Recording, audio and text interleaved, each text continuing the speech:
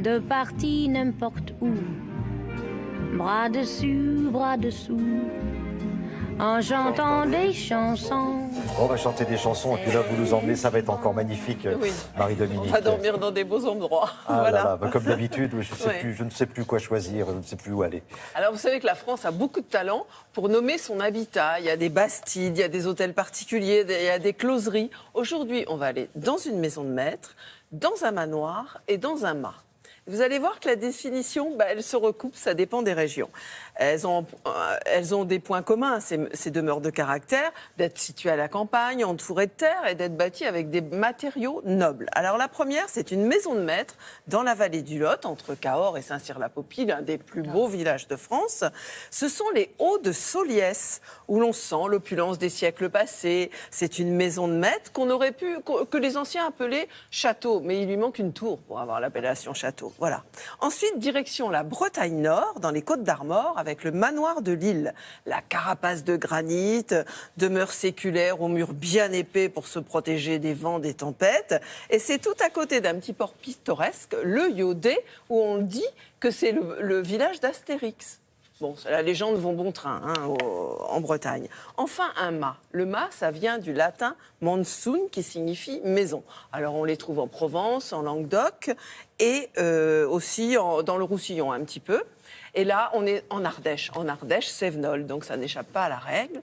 C'est au milieu de la Châtaigneraie, tout près d'Évance, pas très loin de Vallon-Pont-d'Arc. Allez, on y va, on parle, on fait du covoiturage. Et c'est le mât des Monèdes. Pardon. Allez. En remontant le cours du Lot, qui enlace le vieux Cahors et son pont Valentré, escale à Vers sur les Hauts de Soliès, pour découvrir cette belle maison de maître érigée sous Louis XV et son parc aux arbres remarquables. Cette maison date de 1720. Elle était construite par un vignier royal. C'est une maison de maître déjà de par sa superficie. Elle fait plus de 400 mètres carrés. Et sur le toit, il y a 3 niveaux de génoise. Dans le terroir, plus vous avez de niveaux de génoise, plus vous êtes un personnage important. Ce qui nous a séduit ici, c'est 3 choses. Cette porte en pierre était l'entrée du verger et du potager de la maison de maître. Et puis ce magnifique escalier en noyer. Et enfin cette magnifique voûte dans la bibliothèque. Jadis, c'était la cuisine. On a conservé la souillarde, typique du pays. Au fil des étages, les chambres twistent leurs ambiances en fonction de l'inspiration de Jair, l'artiste de la maison. On voulait garder l'authenticité de la maison avec ses murs, mais on voulait vivre dans notre époque avec la décoration et l'immobilier contemporain. La route en corniche virevolte sur l'estuaire du Légué et sa baie. La légende prétend que le petit bourg du Yodé, d'origine gallo-romaine, serait en fait le village d'Astérix. À 2 pas, le manoir de Lille est typique du pays de granit. Et si c'était Obélix qui l'avait bâti ?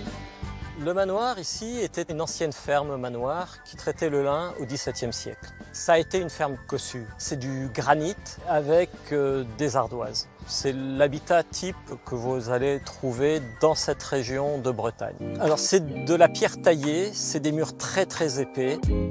S'agissant des ouvertures, alors elles sont très petites, notamment parce qu'à l'époque il y avait un impôt sur la taille des fenêtres. Aujourd'hui, gîtes et chambres d'hôtes se partagent l'espace des dépendances et des greniers. On est dans un univers campagne, entre la campagne et la mer, et on joue de ça. Donc on a une déco marine ou une déco de saison dans tous les cas de figure.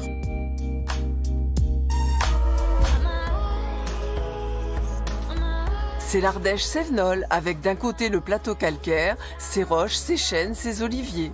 De l'autre, sur le grès, a poussé la châtaigneraie. Elle a nourri les hommes pendant des siècles. Le mât des Monèdes est caractéristique du pays. Alors un mât en Ardèche, c'est une grosse bâtisse qui sert de ferme en général. Et il est bâti à flanc de colline, sur des caves avec une clade à châtaigne, une magnanerie et ainsi qu'un hall d'entrée qui servait de pièce de travail. C'était un mât et il évolue au fil du temps. Une bonne saison, on agrandit le mât. Et donc ils ont fait pas mal de bonnes saisons et du coup ça fait un sacré mât, ouais, c'est vrai.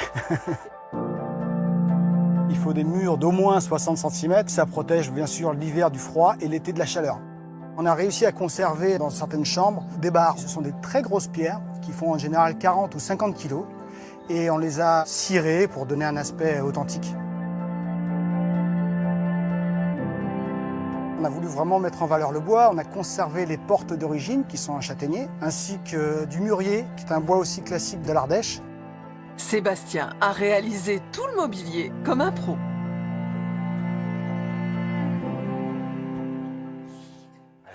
C'est magnifique, comme d'habitude, on ne choisira pas parce Non. que les trois sont superbes. Et comme dirait Charlotte, il faut de la bonne soupe faite Ah, par de la Obélix, potion de la magique. potion magique, que ça 40 s'agisse kilos la du pierre. manoir de Lille, la pierre de granit, ou du mât des Monèdes, ou même des Hauts-de-Soliès, parce que les murs sont bien épais aussi. Toutes les adresses sont sur le site Sur- Télématin si vous voulez Exactement. vous offrir un beau voyage, un beau week-end. Merci beaucoup Marie-Dominique.